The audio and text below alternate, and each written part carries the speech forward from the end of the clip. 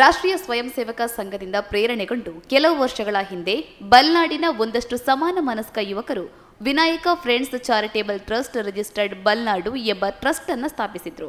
ಇದೀಗ ಈ ಟ್ರಸ್ಟ್ನ 2021-22ನೇ ಸಾಲಿನ ನೂತನ ಪದಾಧಿಕಾರಿಗಳ ಆಯ್ಕೆ ಪ್ರಕ್ರಿಯೆ ನಡೆದಿದ್ದು, ಟ್ರಸ್ಟ್ನ ಅಧ್ಯಕ್ಷರಾಗಿ ಶರತ್ ಮೊದಲಾಜೆ, ಕಾರ್ಯದರ್ಶಿಯಾಗಿ ಅರುಣ್ ಬಲ್ನಾಡ್, ಉಪಾಧ್ಯಕ್ಷರಾಗಿ ಗುರುರಾಜ್ ವಿನಾಯಕನಗರ, ಜತೆ ಕಾರ್ಯದರ್ಶಿಯಾಗಿ ಚರಣ್ ಸನಿಲಾ ಬಲ್ನಾಡು, ವಿದ್ಯಾರ್ಥಿ ಪ್ರಮುಖಾಗಿ ಪುನೀತ್ ಮೊದಲಾಜೆ ಮತ್ತು ಚಂದ್ರಹಾಸ್ ಕಾಂತಿಲಾ ಅವರು ಆಯ್ಕೆಯಾಗಿದ್ದಾರೆ.